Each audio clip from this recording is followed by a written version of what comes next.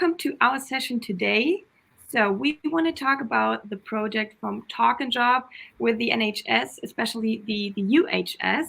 My name is Caroline. I'm responsible for the communication at Talk and Job, and I'm the host of today's session. And I have two wonderful guests by my side from the UHS, and I'm very happy to introduce them to you, or better off, they can introduce themselves. So hi, Isabel, and hi, Brenda. Hello. Hello. So my name is Isabel Rodriguez. Great.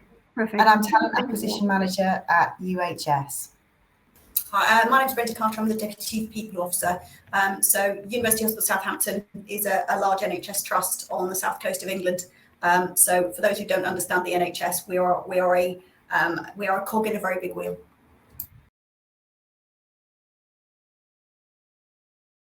What were the intentions to try something new? So the challenge that we've got is we are competing in a candidate short market. So basically there are plenty of jobs around. The kinds of people that we're looking for, they don't have to come with huge kind of ranges of skills and experience. We're just looking for good human beings. So fundamentally decent people with good values. We can train everything else as long as that's the case. Equally, there is competition from supermarkets, from Amazon, from a range of different employers locally. So how do we differentiate ourselves? And we also have a thing in the UK called a DBS, which is basically like a police check type thing that these candidates have to complete. Now that adds an extra stage to the pre-employment check process. Also people for, we're basically, we've got extra hurdles once they've been offered the job, we've got extra hurdles we need them to jump through. So that makes the candidate experience more difficult. It's more complicated and time consuming to get through. Naturally, the NHS tends to have application forms. You know, actually people aren't always the most computer savvy because that's not the top skill they need for these jobs. So essentially what we needed was something where people can apply to join us quickly and easily. They have a good candidate experience. And equally, one of the things that Izzy will come on to talk to you more about is some of the ways in which we can help candidates to select themselves out of a process if it's not going to be the kind of job that they want. So really, it was a case of the candidate experience, the speed of hiring, competing with the competition, and then with all of those things, trying to improve our cost per hire. So what is Talk and Job doing? We really want to take out the barriers of applying in the first contact with the candidates. So this is where a lot of candidates say, or I think, oh, the process is too complicated. It takes too long. They have to do, like you mentioned, those form sheets or emails or whatever kind of complicated process. So we really want to, take all the excuses to not apply for a job. And this is how we do it. You see, any kind of advertisement, job ad, that could be online, it could be offline. I have an example, and this is our famous beer coaster. I think the German audience might know the beer coaster already. So you just see this job ad, you're interested, and you can just scan the QR code. What happens then is you get right into a chat. And I already prepared of course, the NHS chat because I think it looks brilliant. So this is what you then see. I hope everybody can see it. There is an avatar that says hello that just automatically guides you through the interview. So you can just click on the data privacy and then thanks for your interest in our healthcare assistant role. The avatar starts talking. Yeah, you can just answer those questions by typing or even by using the dictating function. This is why it's voice driven. And with that, we really want to keep the barriers to a minimum. So everybody can apply. And special thing about it is you can do it in every language. I mean, of course, in some cases, you definitely do need native English speakers, native German speakers, whatever. So you're not implementing it, but you could really reach a potential in the market with this kind of job application. So, and this is what we are doing. This is what Isabel, Brenda, and the team implemented for the UHS and had, I think I can say that they had tremendous success with that one.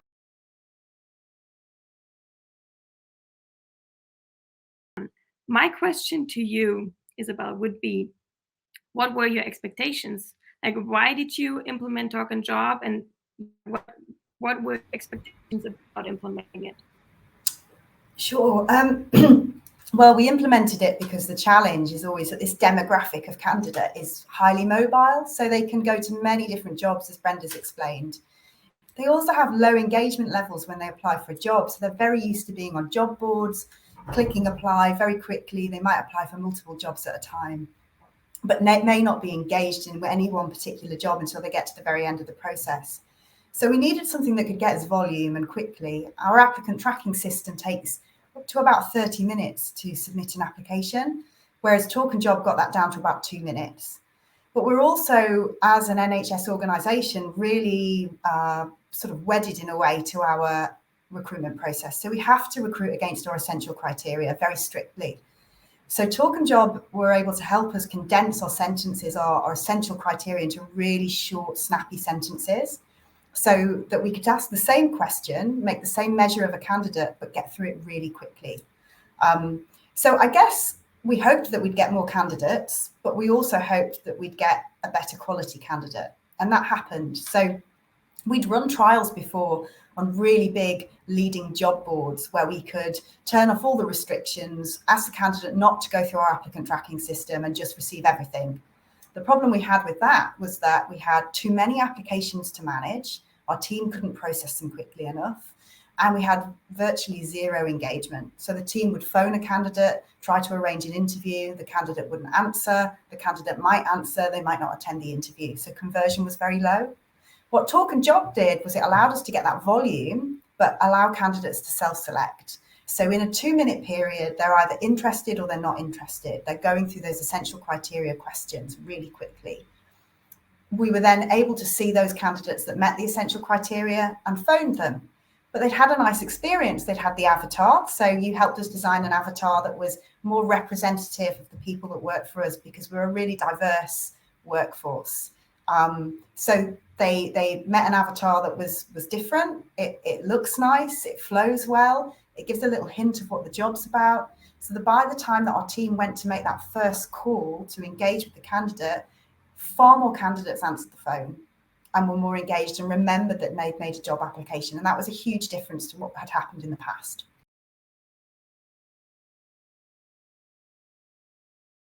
We position ourselves more like an alternative recruitment channel. So we're not trying to eliminate CVs, resumes, whatever. I mean, Brenda, you said you definitely need some formal documents to have like an approval to even go into the deeper process with the candidates. But maybe did you see in comparison to other channels that it works better, that you have like after the initial contact, you have like an easy process? How did this perform? So I think what was great about Talk and Job is we were very honest at the outset and said we have quite a clunky applicant tracking system. We have all these really robust employment checks. We're really restricted because we're putting, these people in front of, the community's loved ones, and they're vulnerable, our patients. So we have these things we have to do. And we think we probably have to continue to do them manually. In the future, we'd love to work towards a world where it's all automated and Talk and Job can just instantly automate connect with our applicant tracking system. But the truth of where we were was that was not our experience. So what Talk and Job was able to give us is a technical solution that was really cool and current, but we could lay it over our manual systems. So when a candidate comes through the process, they drop into an inbox, the team can do what they would normally do. So they make a phone call.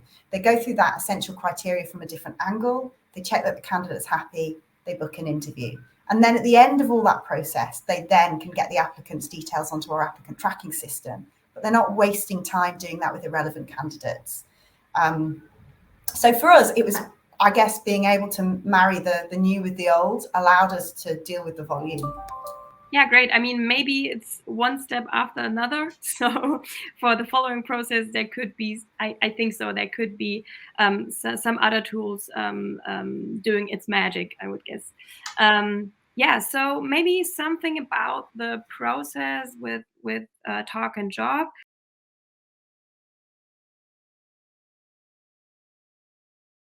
how did you implement it? Were there some challenges? I mean, you were talking about the old ATS.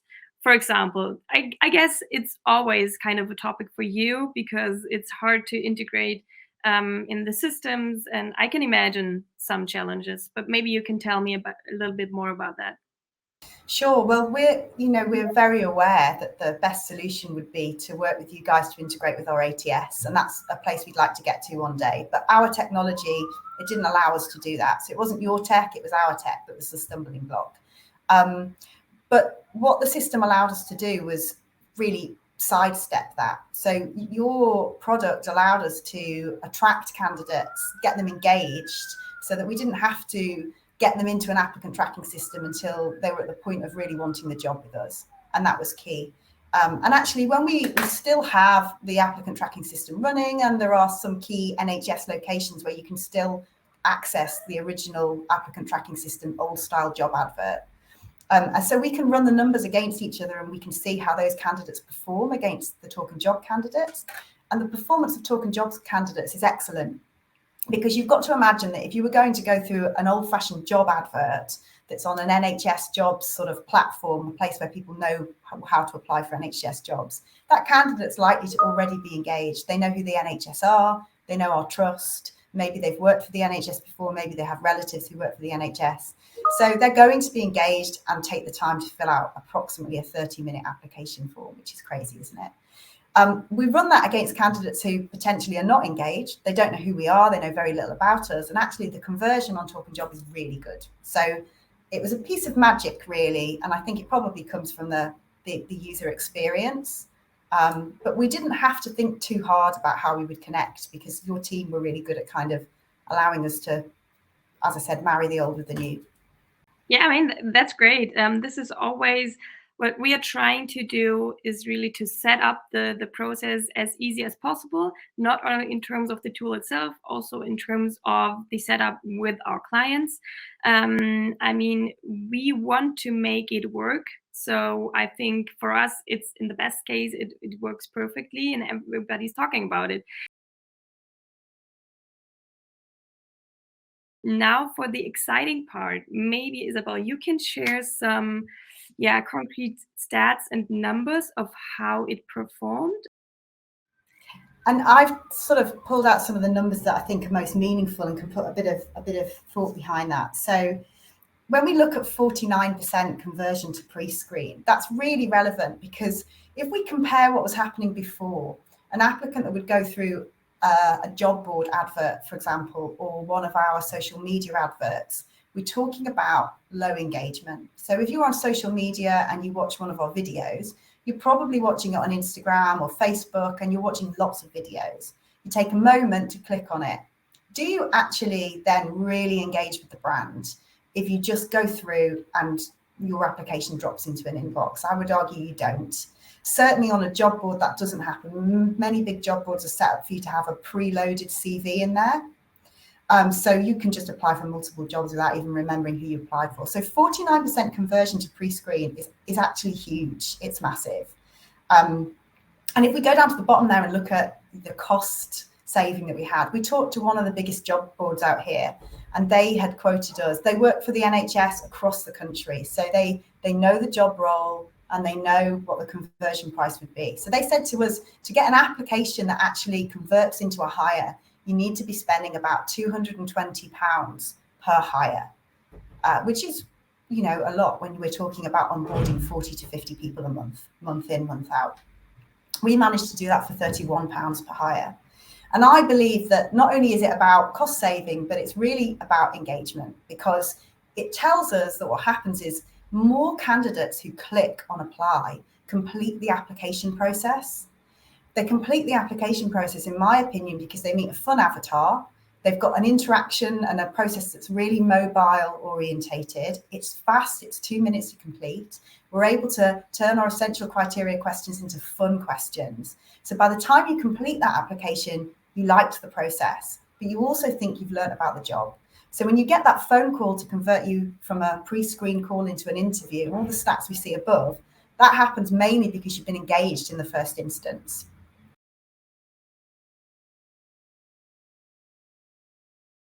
Yeah, I mean, I think those numbers show perfectly how the candidate behavior changed. I guess you know that, or you get a lot of feedback, I guess, from the candidates as well. Did you? Yeah, we do, and the candidates enjoy the process. And I think also something that's perhaps not shown here is at the point in time when we were running the original trial, the job itself, or the majority of the pay scale of the job, was not open for sponsorship of international candidates. So quite a lot of candidates apply for us who are international and would require a visa, they would require sponsorship. And at this point, we weren't able to provide sponsorship for that type of job role. So when you think about conversions of sort of almost 50%, that's huge, because you also have to take out candidates who at that time never would have been able to be processed for that job. So if you look at it, it's probably a much higher percentage if you were to take those out. It shows perfectly how people want to use different approaches in applying. I mean, we see that in Germany, that a lot of people are looking for jobs through smartphones. So they want to have a mobile approach. Yeah, everybody is using voice messaging. So maybe they can also apply while using this form of communication. So I think, and this is where you adapted pretty good to the current user behavior. And yeah, I think you can take a leading role, because you always also can communicate it.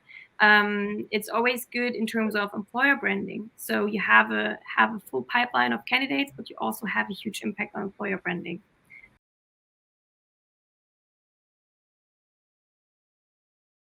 Can you imagine using it for other job profiles?